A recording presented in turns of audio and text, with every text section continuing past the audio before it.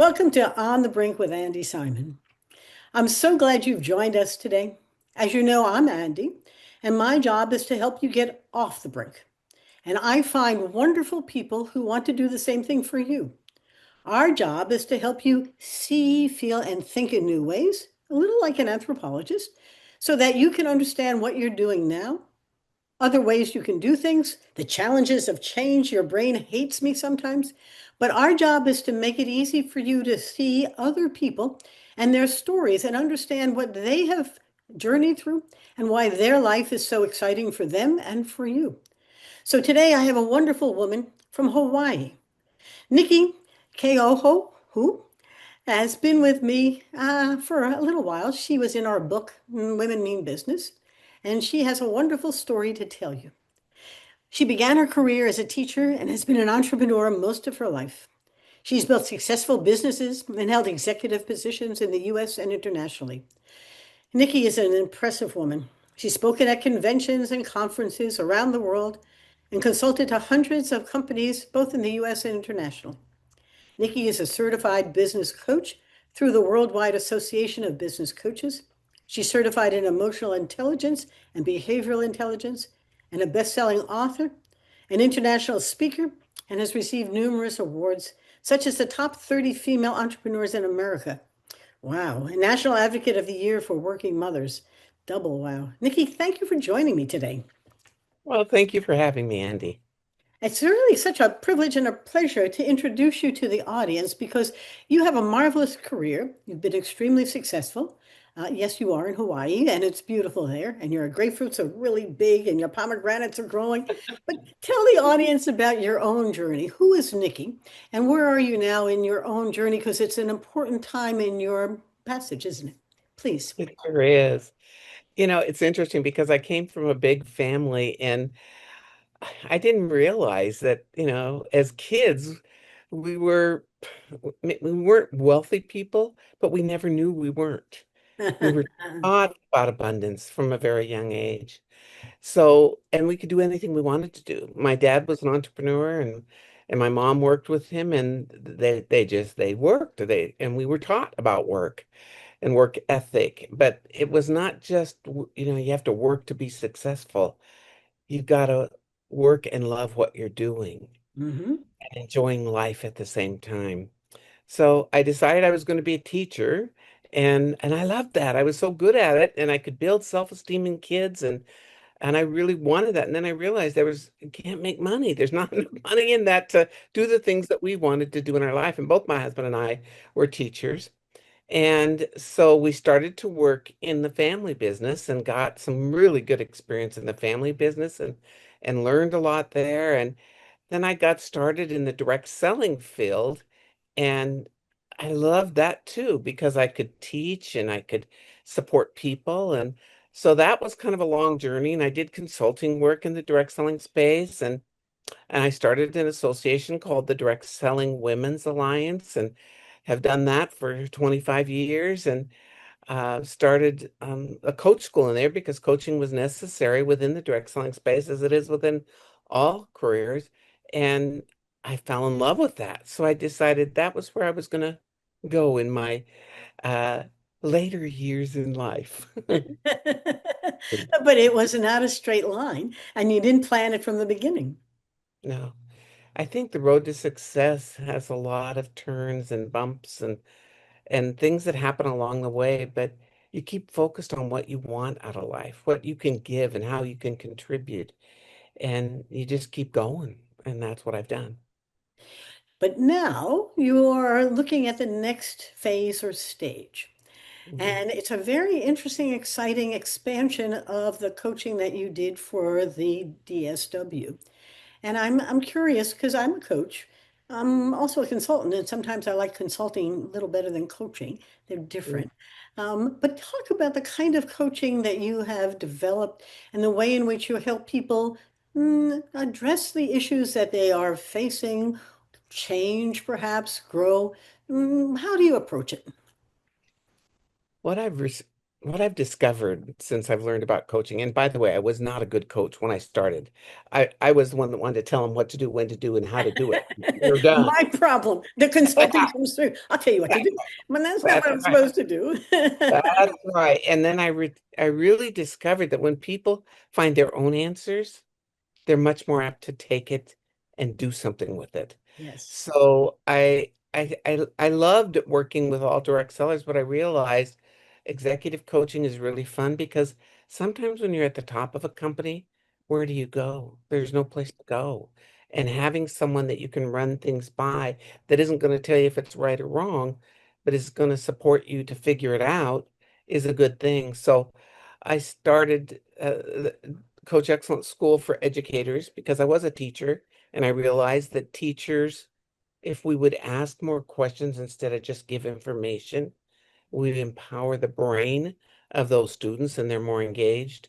So Coach Excellence School for Educators, Coach Excellence School for Sales and Service, Coach Excellence School for Ministry Leaders, Uh-huh. Coach Excellence School for medical field. There's just so many different places we could go with it. So we started these other vertical markets and couples. We have one for couples, and um, I've been blessed. I didn't even say that, but I just had my 50th wedding anniversary last summer, and it was a beautiful celebration of our lives.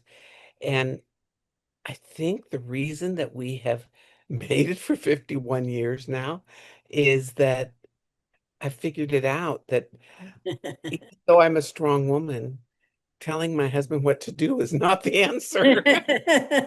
How Letting him. wise you are. Well, small things, it just takes a while, but once you get it, I got it. But on Mhm. the same path, you've also discovered for yourself that you've got a skill, regardless of that vertical, to help people do something really important. And I've often found when I'm working with either a consulting or a coaching client that my ideas aren't worth anything if they don't embrace them, fully visualize them, understand how to implement them. How do you do that? It is through the art of asking questions that empower that person to figure it out for themselves. Hmm. It's a it's a method of not trying to fix people. People aren't broken. We need to hold people as whole and complete. Our Yes. job is not to fix them, and they can figure it out for themselves. So it's really empowering people to think for themselves instead of just waiting for someone to tell them what to do. If we did that with children, think how much more capable they would be in Yes. growing up.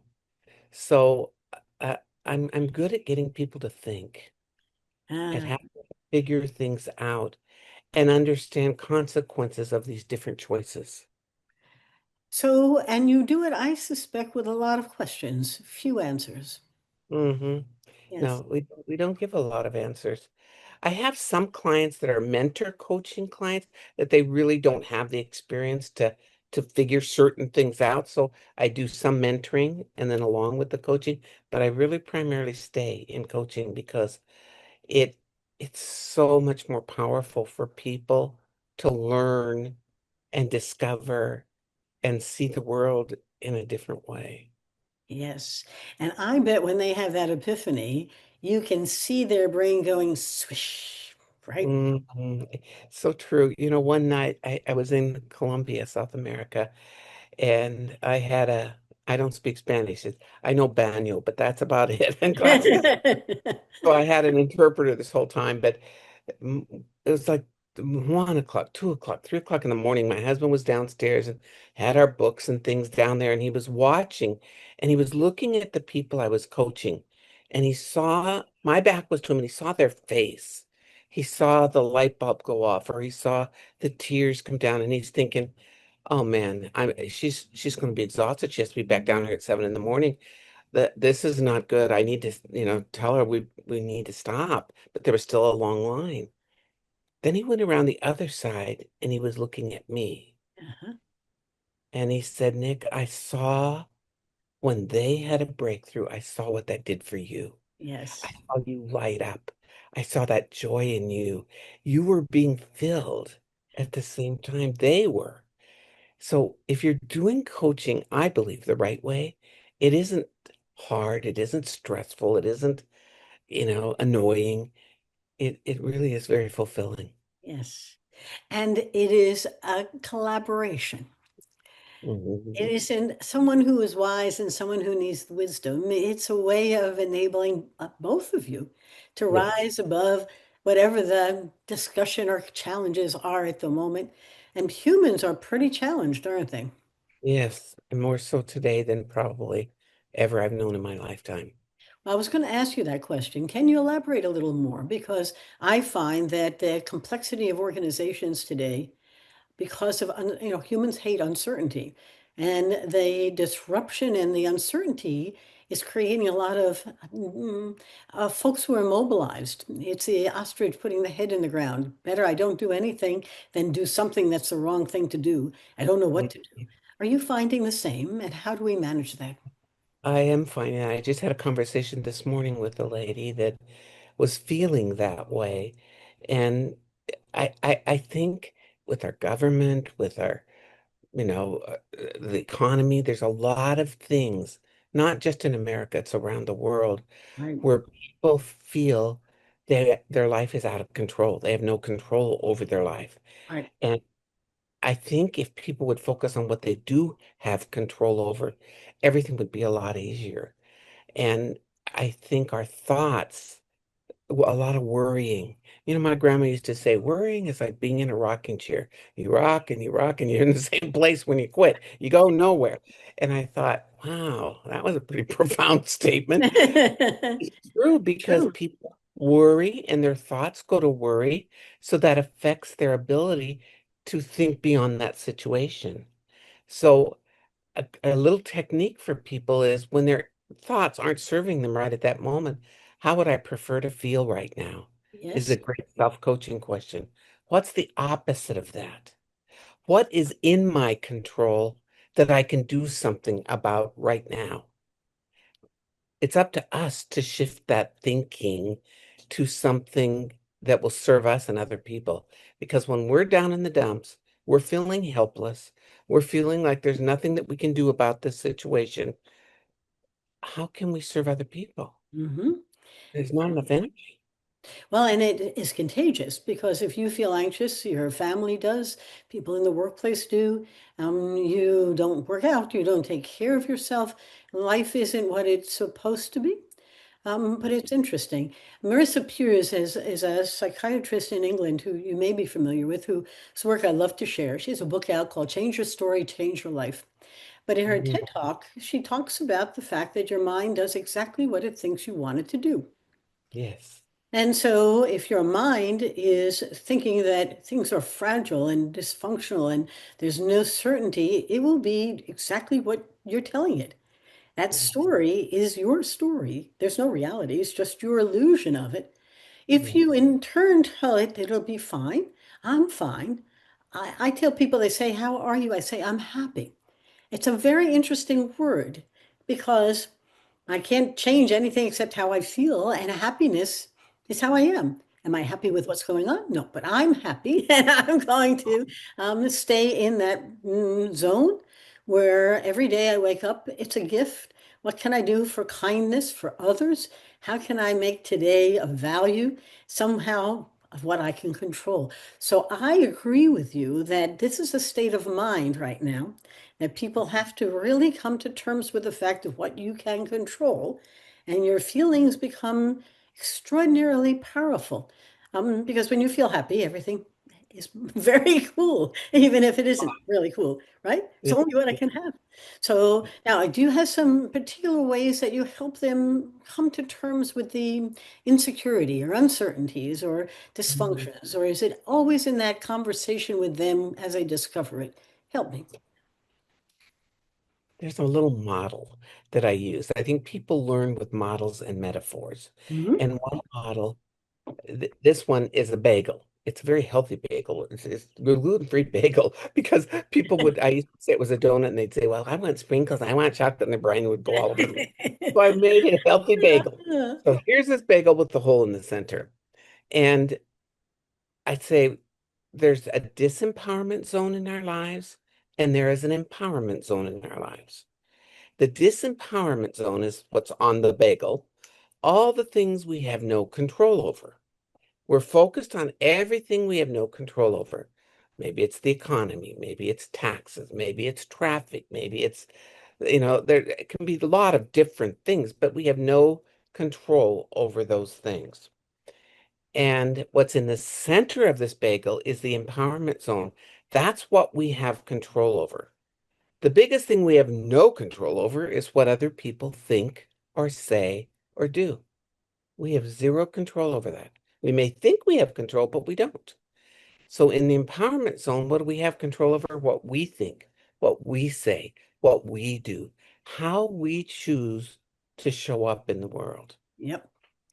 And that's also where faith is in that empowerment zone, as a belief of certainty, of possibilities. So I think when people are mindful of what do I really have control over?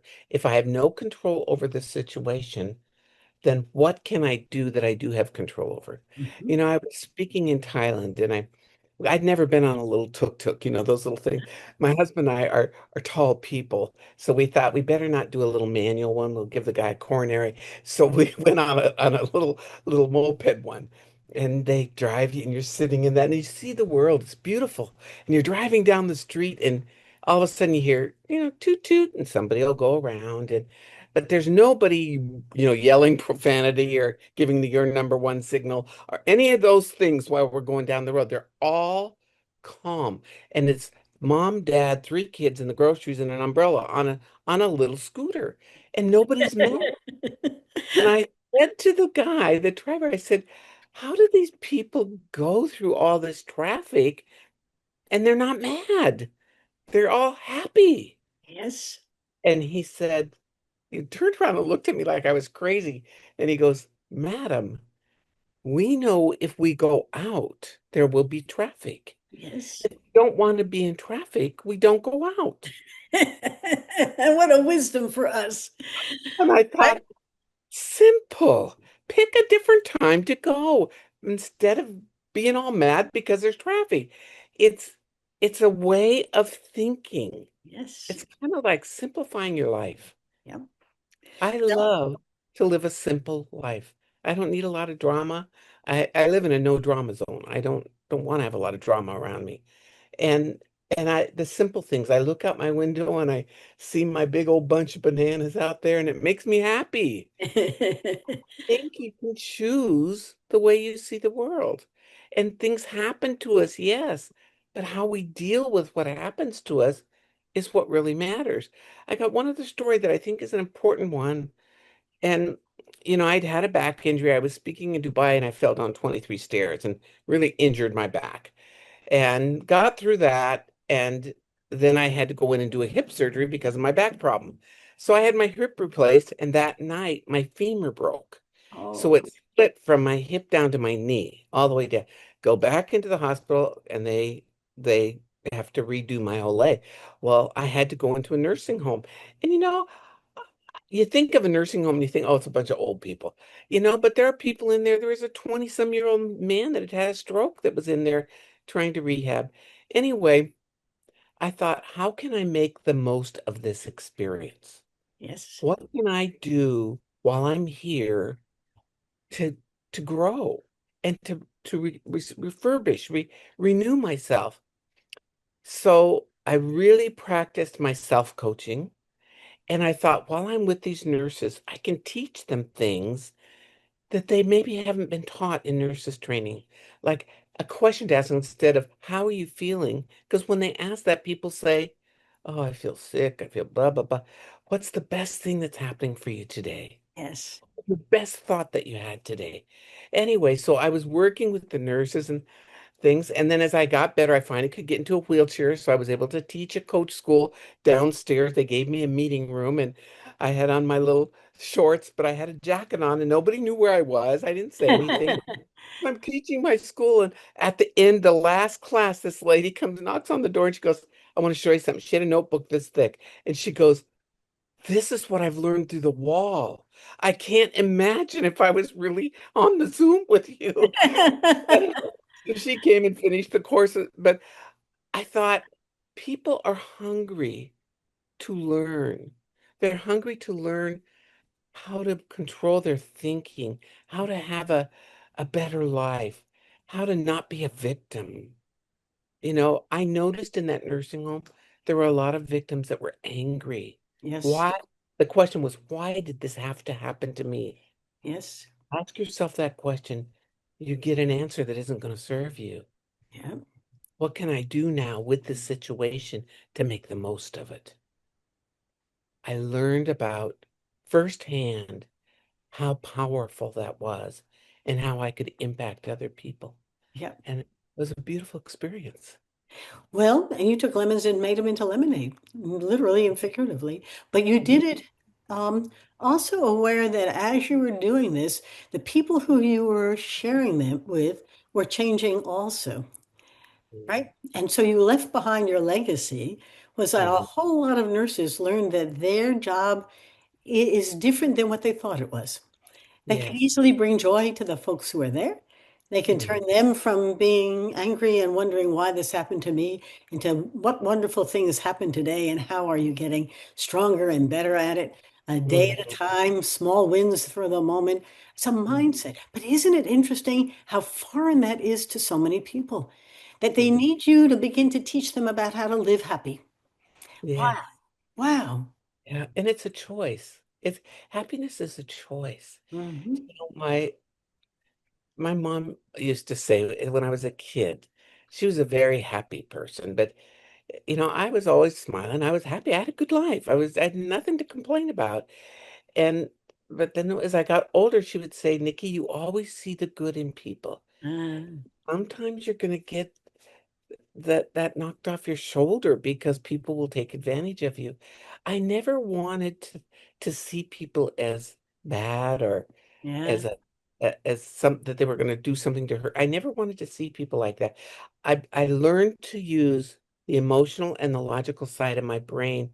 So I was I saw good in people. I also knew that they could slip. Yes. I learned from people in a different way as I got older.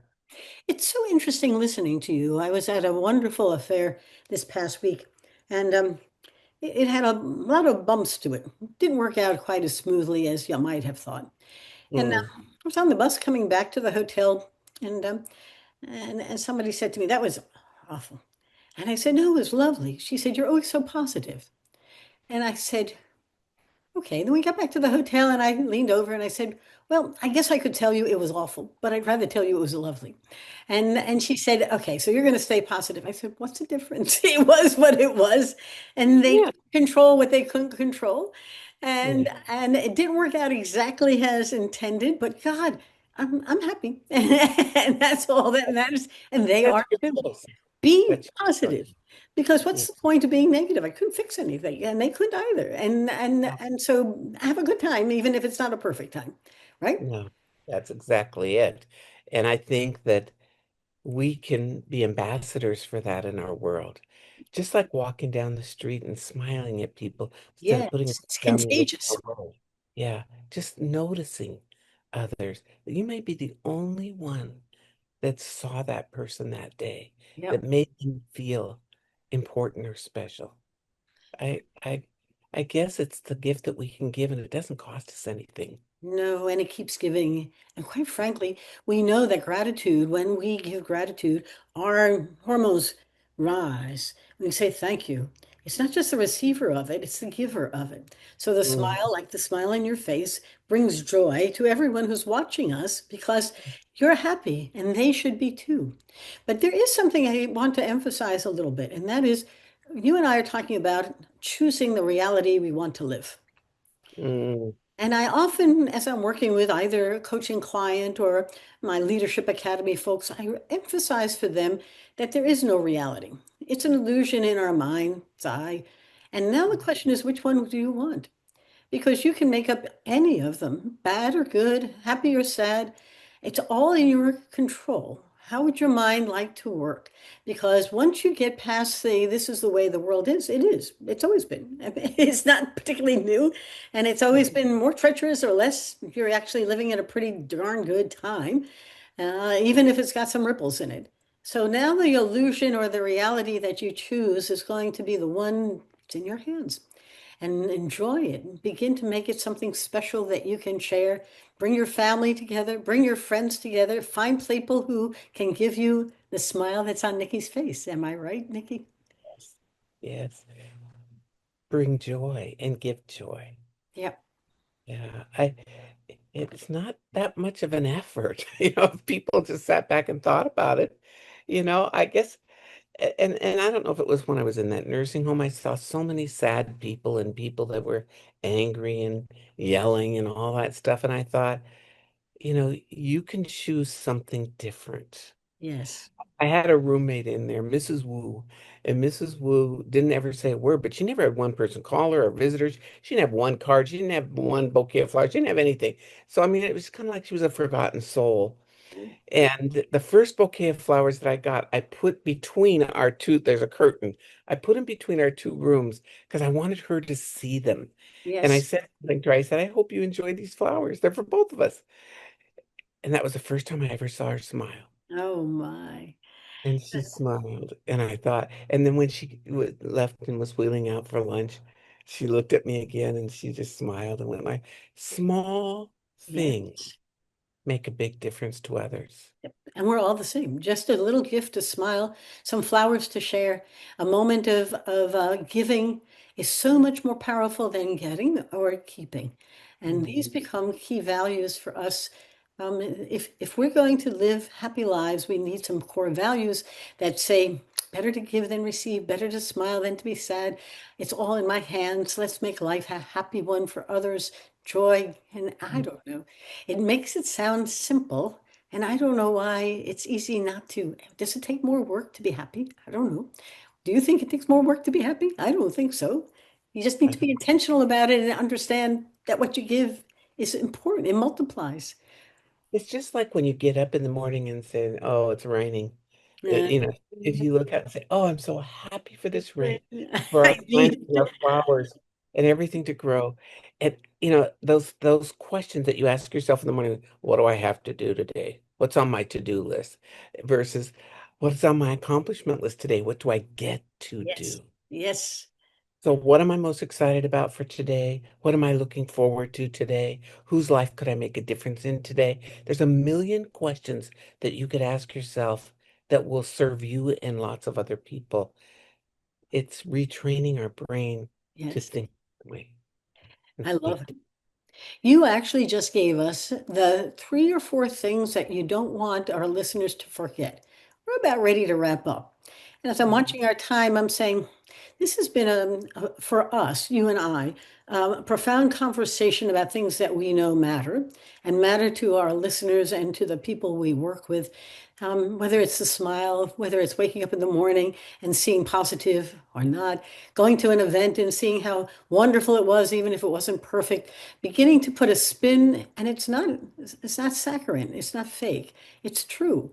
And there's Mhm. nothing that says it's not the truth. It's real and it's something that we can enjoy.